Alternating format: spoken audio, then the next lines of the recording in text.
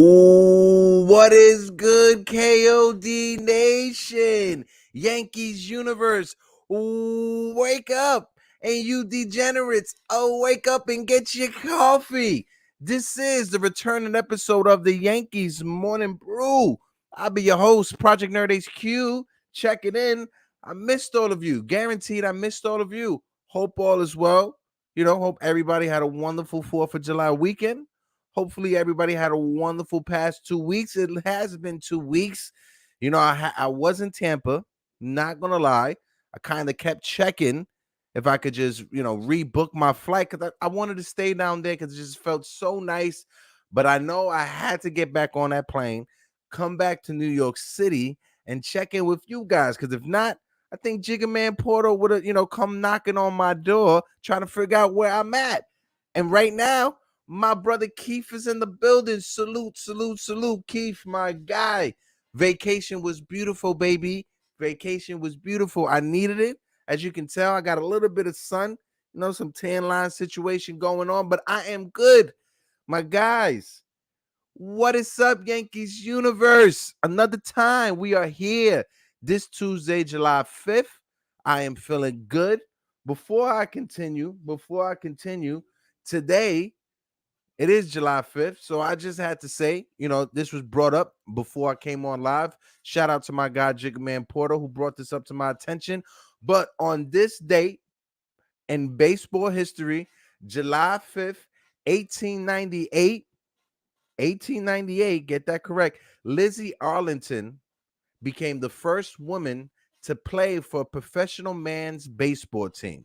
She pitched the 9th inning for the Reading Coal Havers, and they pitched against the Allentown Peanuts. First and foremost, those names, top-notch names. Those are names that you would see on MLB The Show online. The Reading Coal Heavers versus the Allentown Peanuts.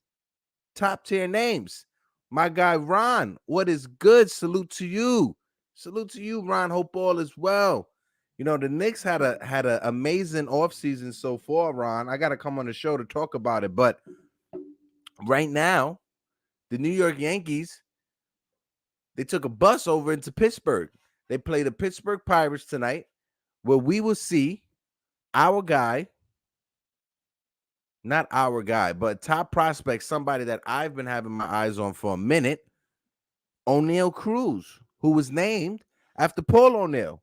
But O'Neal Cruz, the phenomenal top-rated prospect, the phenom, the shortstop, who is 6'8", by the way, O'Neal Cruz will be playing tonight against the Yankees when we take on Pittsburgh.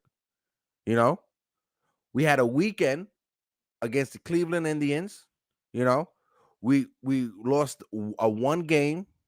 I don't know why they call it a series, but a one game to the Houston Astros. If you guys are following me on Twitter, yes, I was in Tampa. I wasn't doing these lives in the morning, right? But when I was in Tampa, I was still dropping some videos here and there on Twitter, on Instagram. So if you guys aren't following me on Instagram, it's Project Nerd HQ on Instagram. And if you go over to Twitter, right, Project Nerd HQ, as well as the Yankees Morning Brew KOD is on Twitter. So please tap in, follow the social media, right? Stay locked into the Yankees Morning Brew because we're going to be bringing you a lot of news, especially it's basically almost a few weeks away from us. All-Star weekend is coming up as well, but we got the trade deadline, and the Yankees need to make some moves. Brian Cashman needs to be active, or as, some of us Latin people, we would say activo. But Brian Cashman needs to be active when it comes to the trade deadline. When you look at this Yankees team, when you look as it's constructed as a whole, our starting rotation, we need one more pitcher, right? There's been rumors for Luis Castillo. The Luis Castillo rumors to the Yankees is a rumor that's been going on, I want to say 2 or 3, maybe even 4 years. But Luis Castillo to the Yankees has to happen. We have to get Luis Castillo. As good as Nestor Cortez has been this year, he's been shaky these last 3 or 4 starts, but against the Cleveland Indians, he was able to bounce back and have a solid outing. But we need to get another starting pitcher because as great as our rotation has been, You see the hiccups here and there.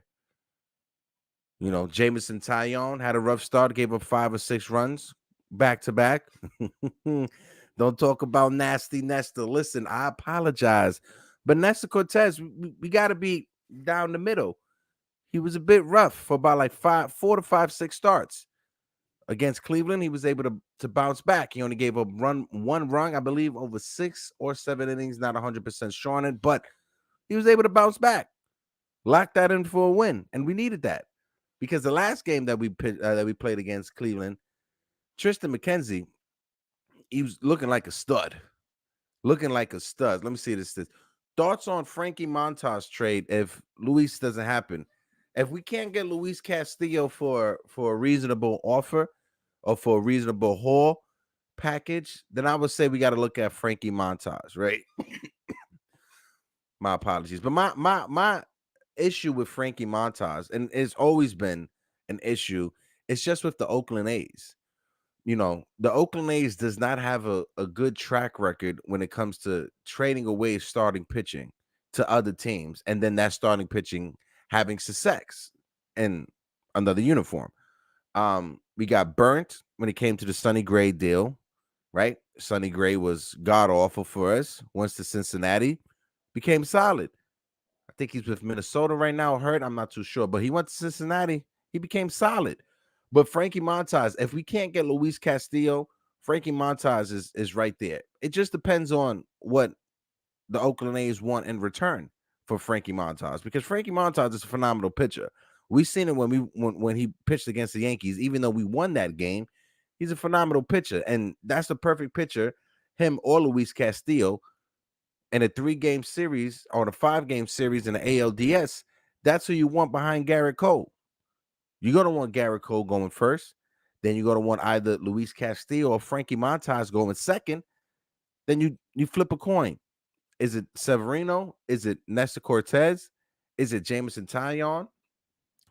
Or is it Montgomery? And that's the thing. If we do get a Frankie Montas or a Luis Castillo, do the Yankees go to a 6-man rotation? Which out of those starting pitchers are going to have to take a step back and go to the bullpen? It can't be Nestor Cortez. It can't be Montgomery. It definitely can't be Taillon or Severino. So who's it going to be?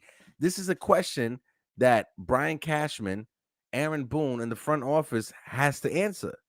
Do we include one of those pitchers in a trade for another pitcher? Do we include one of those pitchers in the trade for a bullpen arm if we get a starting pitcher in return? There's a lot of questions going on, but right now, I know they call the off season, the hot stove season, but right now that hot stove is on fire because the Yankees front office, you have to make some moves. You got to get some things in line. Starting rotation aside, bullpen aside, the starting rotation of the bullpen has been our top weapons this season. From the starting rotation and bullpen, we're good. The Yankees need to upgrade this offense, right? Before I get into the 2 players that I think need to be replaced, let's look at the rest of this lineup before we get into the highlights of this weekend. When you look at shortstop, Isaiah Kiner-Falefa, he's been struggling both offensively and defensively. When you look at wins above replacement, Isaiah Kiner-Falefa has the same WAR as a Joey Gallo, below league average, right? Give me a second before I get into Joey Gallo, but IKF, I know before I left, we had a conversation of who won that trade between Minnesota and the Yankees, and it's looking like Minnesota won that trade, right? Because they were able to clear up the money situation in order to get Carlos Correa for the future, depending if he opts out or not. But when you look at that deal, Isaiah Kiner-Falefa has been horrible defensively and offensively. You take a look at third base, Josh Donaldson. If it wasn't for Aaron Hicks and Joey Gallo, fans would be calling for Josh Donaldson to get released or get traded. That's how bad he's been. He's hitting below 230. I believe it may be below 220, but he's hitting below 230. Matt Carpenter has more home runs than Josh Donaldson. He got a couple game-winning hits, a couple go-ahead late inning hits, which you need. Everybody wants to talk about, his exit velocity on his on pitches put into play, and he's just getting into bad luck. And I don't want to hear that no more. We are a few weeks away from the trade deadline. The shortstop position, the third base position, that needs to be fixed.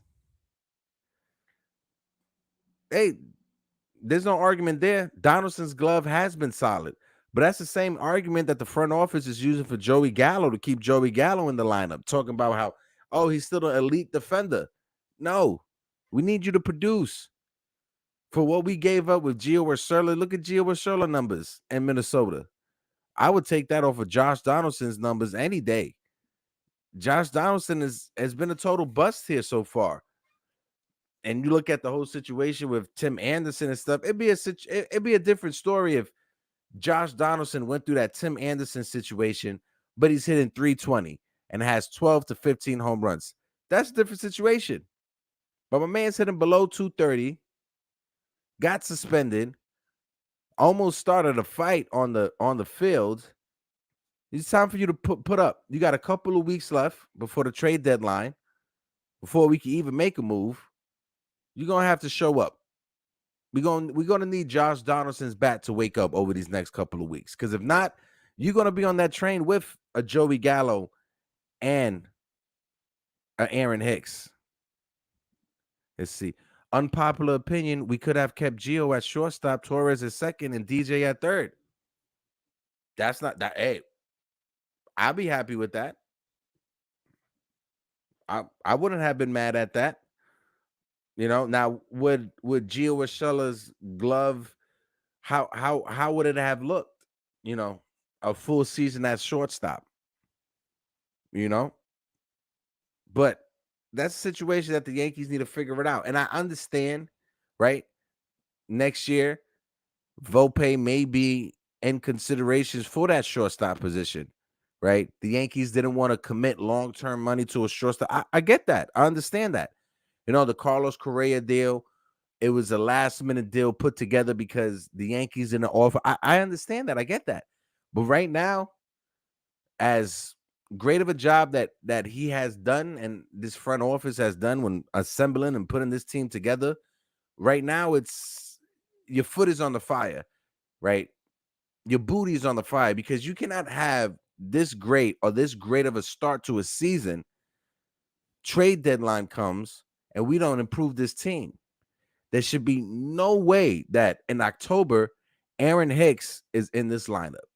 There should be no way that in October, Joey Gallo should be in this lineup, right? If Josh Donaldson keeps going the way that he's going, there should be no way that Josh Donaldson should get any at-bats in the playoffs in this lineup, right?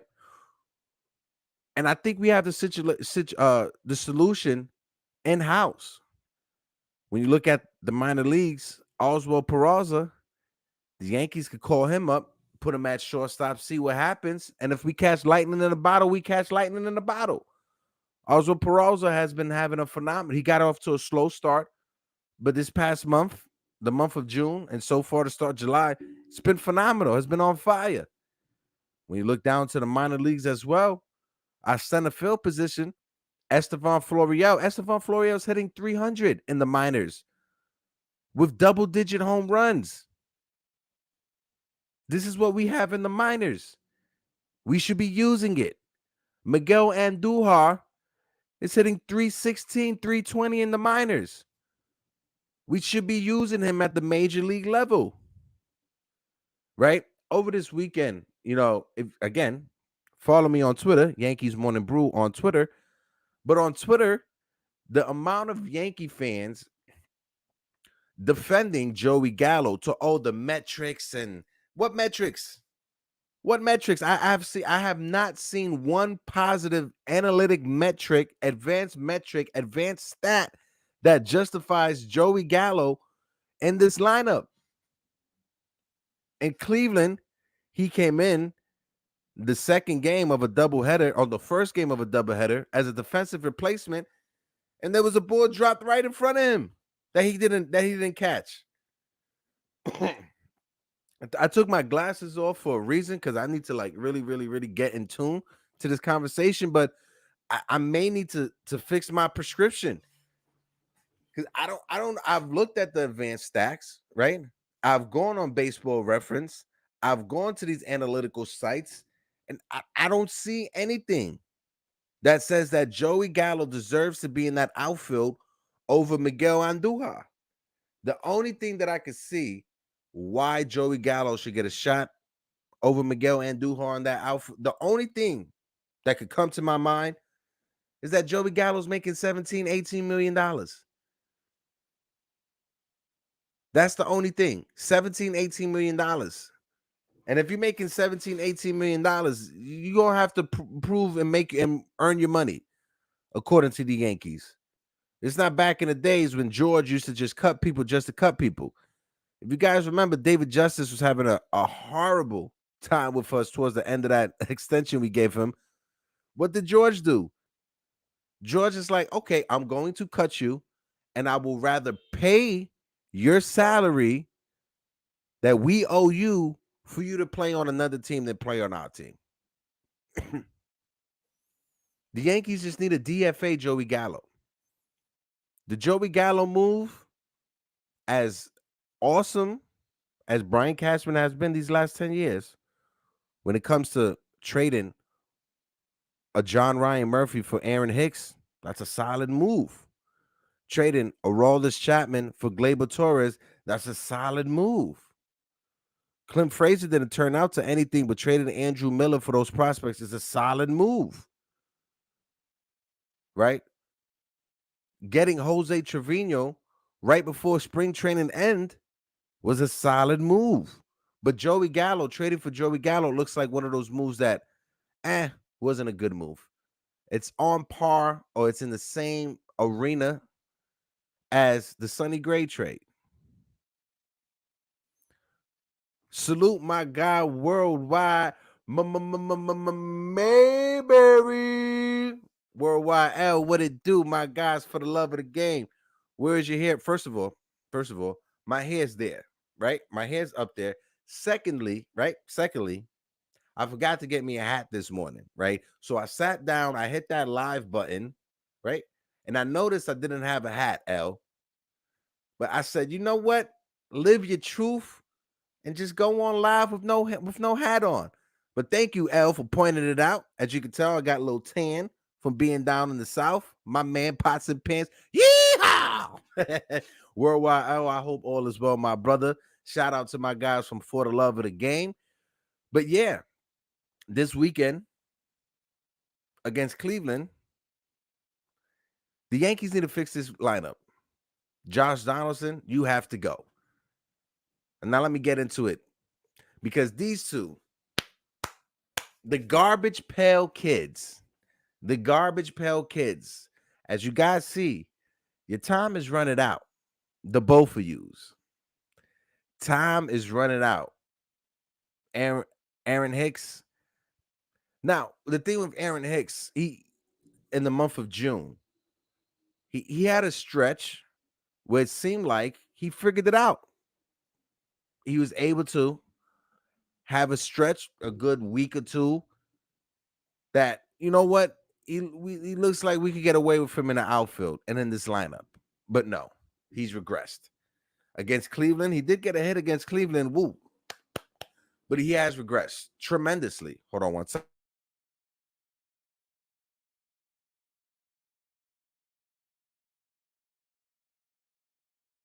Sorry, my dog's acting up. But yeah, Aaron Hicks has regressed tremendously. Joey Gallo, he one hit over his last 28 at-bats. Now, this is a stat that was brought up during the broadcast over this past weekend. Now, everybody, just grab your seat, hold tight to what I'm about to say, because I didn't think this was possible. But Joey Gallo and his entire professional MLB career dating back to Texas, 6, 7, 800 games that Joey Gallo has played in the major leagues. He is a power hitter, supposedly. Joey Gallo has not ever in his career recorded a sacrifice fly to drive in a run. Let's say this again. In his entire major league career, 6, 7, 800 games that he has played, Joey Gallo has not recorded ever a sacrifice fly to drive in a run. This is a man that's been in the major league since 2015, 2016. Exactly, Keith. Exactly. What? Exactly. And his entire major league career, Joey Gallo has never driven in a sacrifice fly. He's never hit a sacrifice fly to drive in a run in his entire major league career. Now, when they brought that up in the in the broadcast, I said, no way. I said, no way, Jose. But when you go on Baseball Savant to the analytical sites, it's true. Joey Gallo has played 6, 7, 800 games. I keep saying 6, 7, 800 games because I think it's seven and some change. But Joey Gallo has played 6, 7, 800 games of Major League Baseball, and he has never driven in a sacrifice fly. He has never hit a sacrifice fly to drive in a run. Yeah, Joey Gallo doesn't deserve to be on this team anymore. Right. Joey Gallo, you could go, this is what you could do. Right? You could go on Twitter. You could send Mike Talkman a request to be a friend on Twitter. Message him because you need to go be playing in the same league Mike Talkman is playing in Korea. Because Joey Gallo, my man, it's over. It's over. Your days are numbered in the Bronx. I'm sorry to say, I wanted it to work out. I've always been a fan of Joey Gallo when he was with Texas. That home run power he has, always been a fan of it. When we got him last year, I thought, oh, okay, short porch and right field. Analytics, he draws walks. Hopefully his batting average could probably jump up 15, 20 points playing in Yankee Stadium. But no, Joey Gallo is a shadow of his former self. Joey Gallo is like, it's like if Space Jam happened, right? But instead of basketball talent, the Monstars went and sucked Joey Gallo's talent. That's what happened. That's what happened. The Monstars came and just took away whatever talent he had, because that's crazy. That's bananas. Like Jigam, bananas. BANANAS. Bananas. That you've played. I'm gonna look up the exact amount of games that Joey Gallo has played in the major. Bear with me just this one segundo. Joey Gallo has been in the majors since 2015. He has played 700. I was right.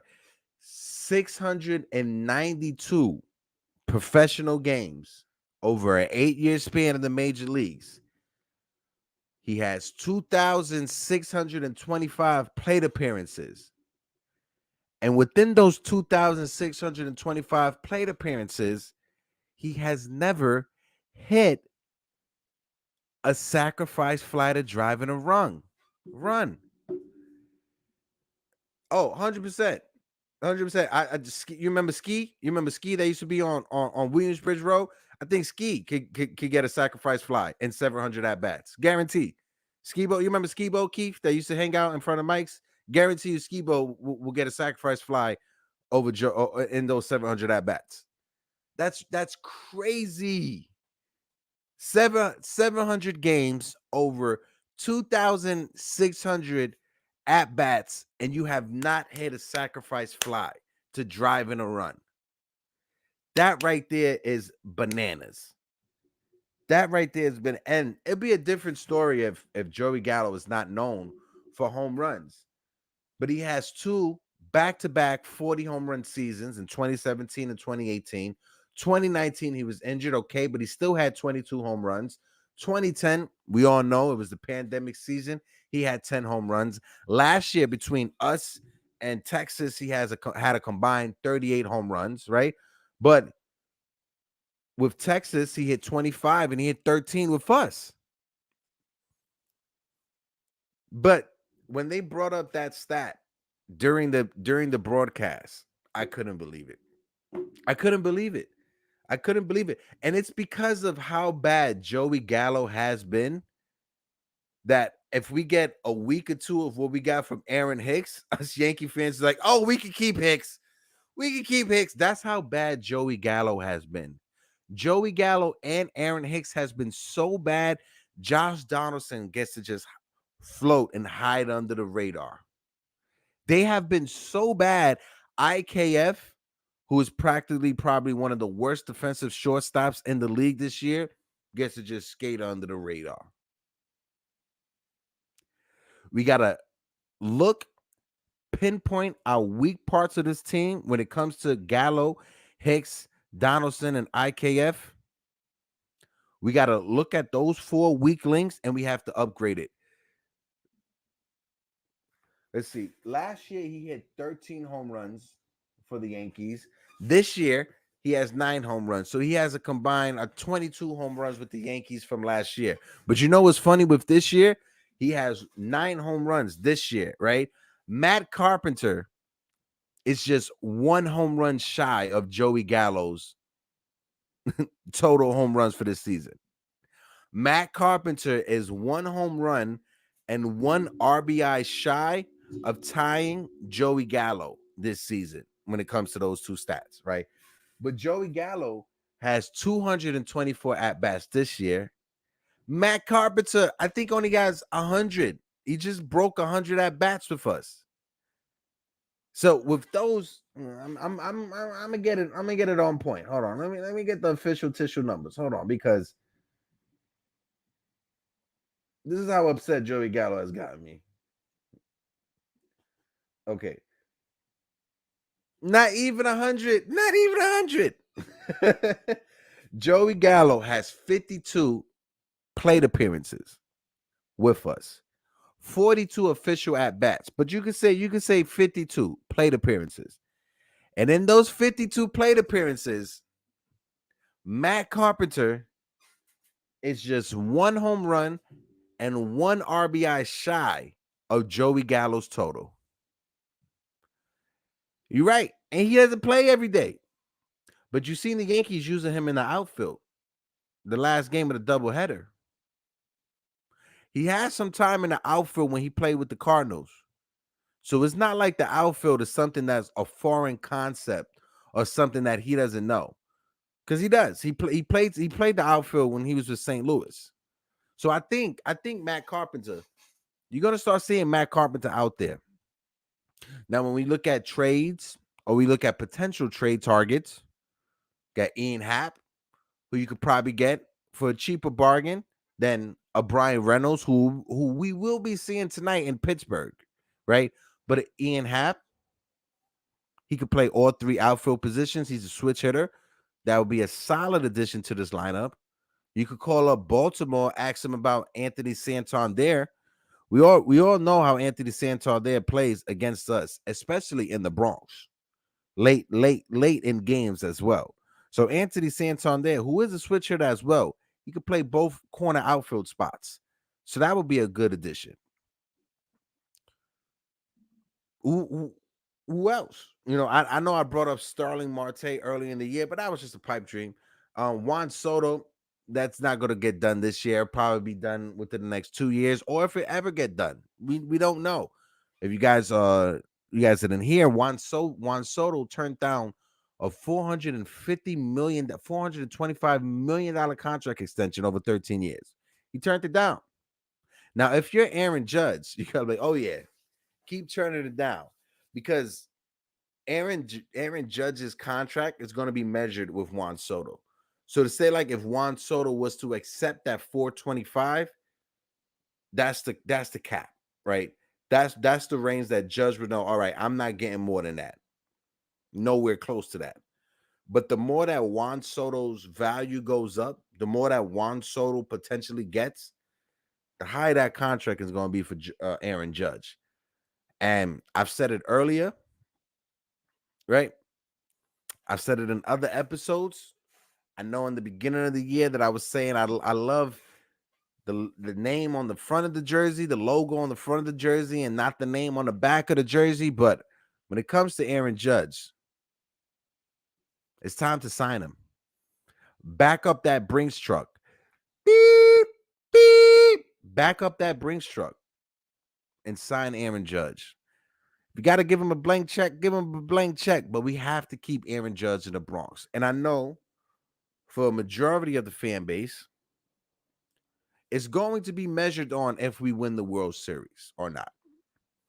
Our team's success for this year, we could go out there and win 125 games for the rest of the year, right? We're almost at 60.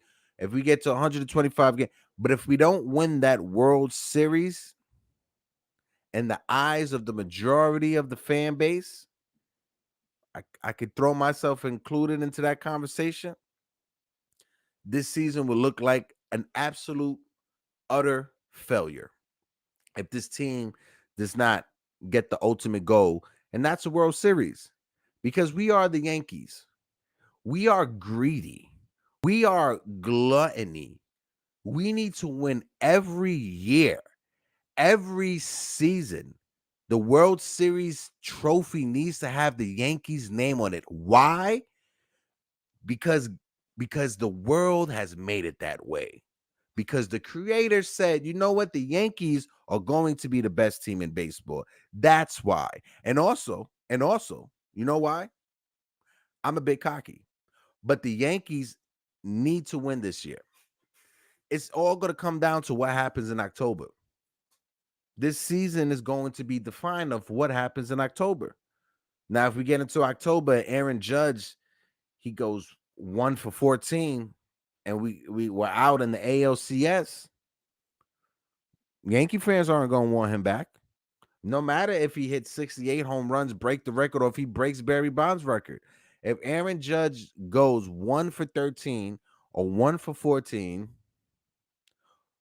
in the ALDS and the ALCS, and we are out of it, and we're gone, and we're sitting at home, Yankee fans aren't going to want him back.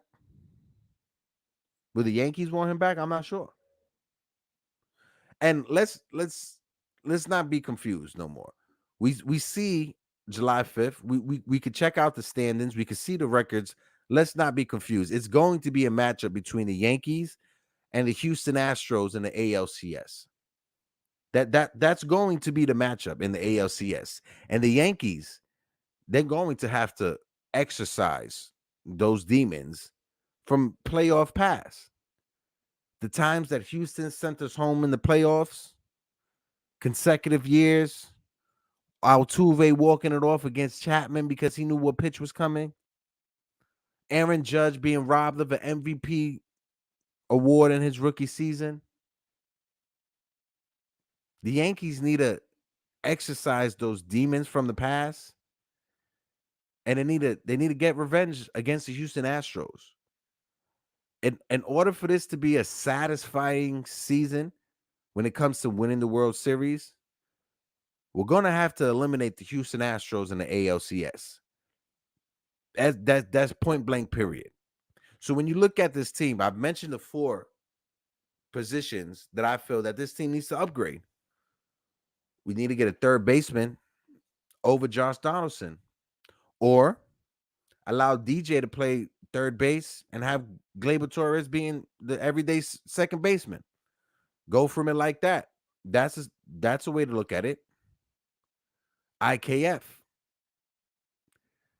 Will the Yankees call up Oswald Peraza? Look, it's July 5th. We got a few weeks before the trade deadline. Will the Yankees call up Oswald Peraza, throw him in at shortstop to see if we can catch lightning in the bottle, see what we have? That's a move I will make. I would rather live with Miguel Andujar in left field and and Estevan Florial in center field than having Aaron Hicks and Joey Gallo. What's your thoughts on the Didi rumors? Listen, as much as I love Didi, his defensive numbers have gone down tremendously.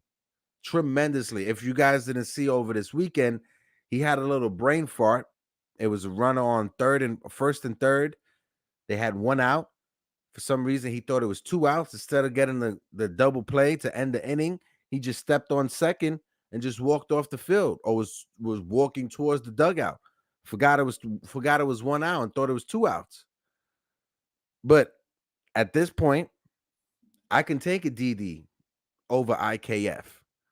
I could take that. I could live with that. But what I want to see is I want this team to embrace our farm system and call up these young kids, these prospects, see what we have from them.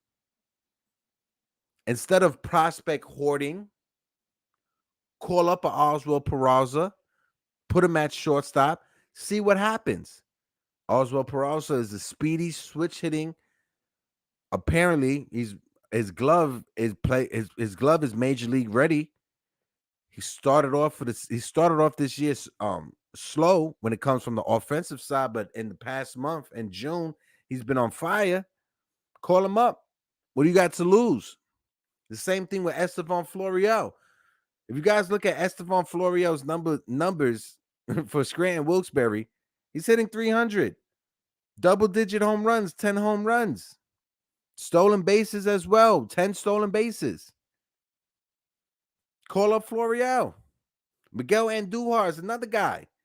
He's hitting 316, 320 down there in Scranton Wilkes-Barre. I just don't understand what the front office sees or what they believe is the metrics that is justifiable for these two to be still in this lineup. I just don't understand.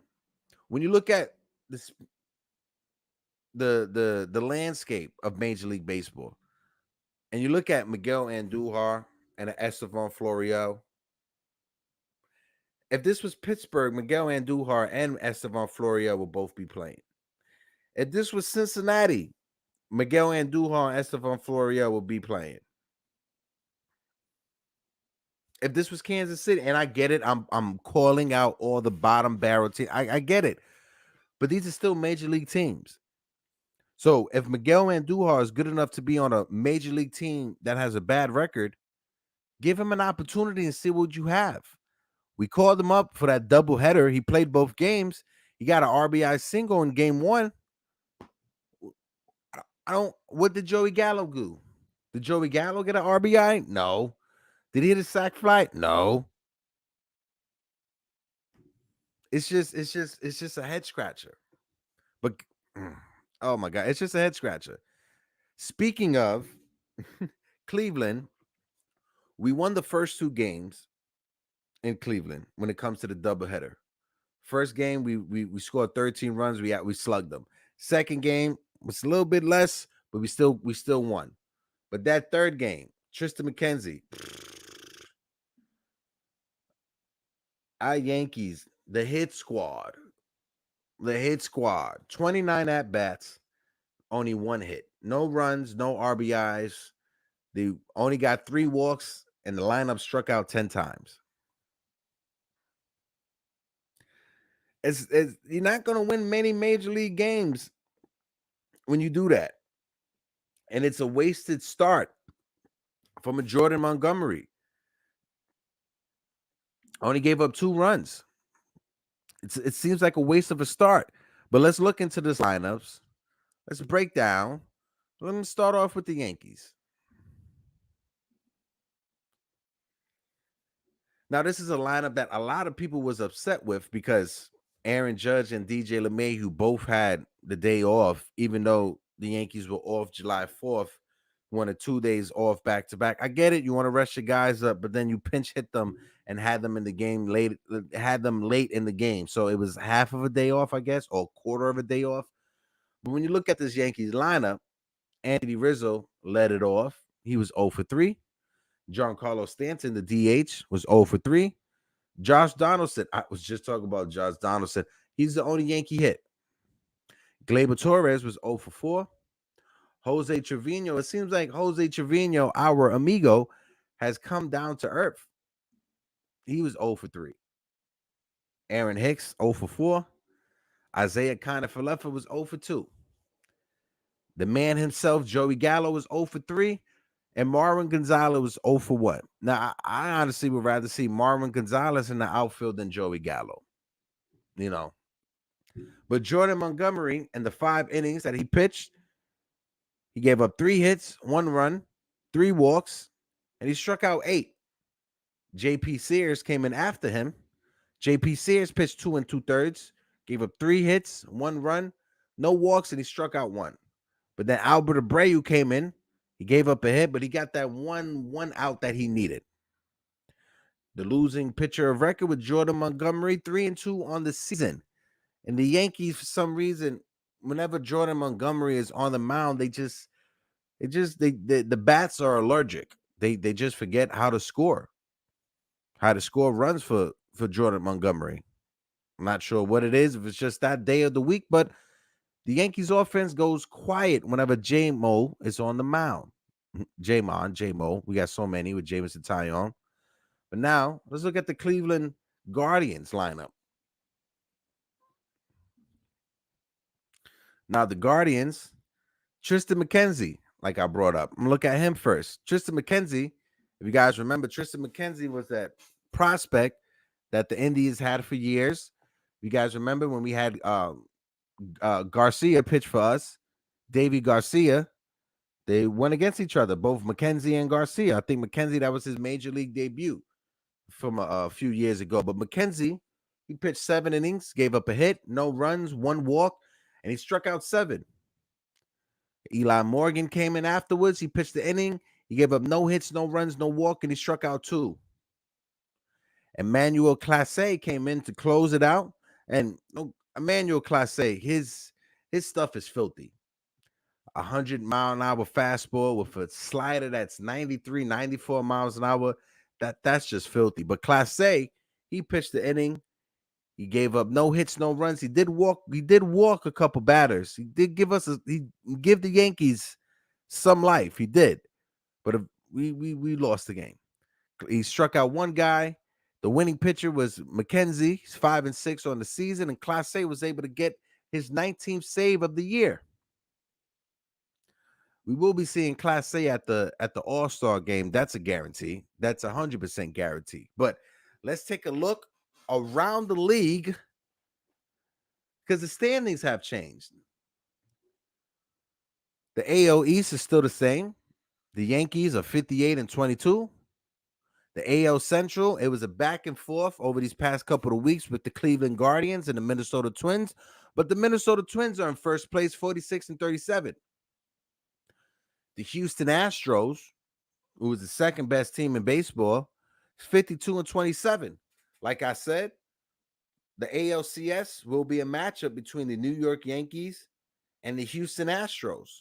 And if I'm the Yankees, I want home field advantage that entire series. But we have the Mets and the NL East 50-30, the Brewers and the Central 47-35, and the Dodgers is fighting out west against the Padres. The Dodgers are 50-29. This major league season has a lot of interesting and unique stories. The Mets at one point were running away with their division. When you look at the division now, the Yankees have a double-digit league, 13, 12-game league in their division. That was the Mets at one point. But the Atlanta Braves, and shout out to my guy, Worldwide L. Well, Worldwide L, he's the one that said, do not sleep on these Braves. I was calling the Braves out and counting them out early. And look at that. They went on a hot streak. And right now, the Braves are 47-34. They're just 3.5 games behind the New York Mets. When you look at our division, the Boston Red Sox, if you guys remember, before I went to Tampa, before I went on vacation, the Boston Red Sox we're battling with the Baltimore Orioles of which team is not going to be the last place in this division. But Boston, they're 45-35. They're 13 games behind us. Toronto, 44-37. They're behind us 14 and a half. And Tampa Bay, how you doing, Tampa? Tampa Bay is 43-37. 15 games behind us. So we do have a comfortable lead in this division, right? It's comfortable, but it's not too comfortable. It's comfortable, but I'm not going to just automatically sleep, especially on the Boston Red Sox. Because Nick Pivetta has been solid for them. Evaldi, the former Yankee, Evaldi has been solid for them. So if the Boston Red Sox, and this is what I'm scared of, the Boston Red Sox are in on Luis Castillo as well. Now, with the Boston Red Sox being in on Castillo, that's just going to drive up the asking price. And that's when I get a little bit nervous. Because when you have the Boston Red Sox and the New York Yankees competing in a trade for a player, if you're the team that's trading that player away, you just let the asking price go up. Just let the asking price go up, player. That's what I'm worried about. Boston outmaneuvering us to get a Luis Castillo, to get an Ian Happ, to get an infielder that could take over at third base or shortstop. When you look at our 2009 championship team, we made a lot of deals at that deadline. We called up Pittsburgh. We got Damaso Marte, who helped us out. We got Jerry Hairston Jr. from San Diego, which helped us out. There was so many moves that we did at that trade deadline that just solidified this team for that playoff run that we made. Right now, Brian Cashman and this front office has to work their magic to improve this team. Now, over this next week, I'm gonna have different dive-in moments where I'm gonna dive into who do I think the Yankees need to get, right? Pay attention, probably Thursday or Friday, I'll be doing a deep dive in on Jason Dominguez because I was down in Tampa. I was able to see Jason Dominguez play. He was okay. Austin Wells, though. Austin Wells, phenomenal. Stud. He is a stud hitter. Austin Wells, hands down, is going to be an all-star level bat at the next level, at the major league level. Stud. When you look at the starting pitcher from that day, if you guys get a chance, if you guys look up the Yankees prospects, look up a guy by the name of Chamberlain, starting pitcher. Not Jabba, no affiliations to Jabba, but look up Chamberlain, starting pitcher for the Tampa Bay Tarpons. For electric stuff, fastball reaches 97, 98 miles an hour. Phenomenal. Now, I hope it wasn't that the radar gun that we were using was broke, but his fastball was touching 96, 97, 98. Just keep that going. But we got that game tonight in Pittsburgh. Let me just preview it before I dip out. But tonight, we got the other J-Mo, Jameson Taillon, going against his former team, the Pittsburgh Pirates. Jameson Taillon is 9-1 on the season with a 3.32 ERA. Now for Pittsburgh, they'll be sending out Jose Quintana. Jose Quintana on the season is 1-4 with a 3.43 ERA. So it's not that bad. So hopefully tonight, these Yankees could do what they got to do against the bottom barrel teams. Keep an eye out for O'Neal Cruz, the phenomenal shortstop, superstar potential. Let's try to look at Brian Reynolds also, because Brian Reynolds, he's batting .253. He's not killing and crushing the ball. So if we could work out a deal for Brian Reynolds that is not too deep when it comes to prospect capital, we don't have to trade Volpe or Dominguez or Peraza or whatever for Brian Reynolds. But guys, I appreciate y'all for tuning in. So happy that I'm back. This is the Yankees Morning Brew. Tune in with us Monday, Tuesday, Wednesday, Thursday, Friday after every Yankee game. Hit that like button. Hit that subscribe button. If you aren't following me on Instagram, it's Project Nerd HQ. Go on Twitter, Yankees Brew KOD, Yankees Morning Brew on Twitter. Give us a follow. And as well, follow the KOD media. Our lineup is ridiculous. We're going to keep out putting on those shows and just bringing out that great content. And my guys, this is your guy, Project Nerd HQ, and I'm checking out. Peace.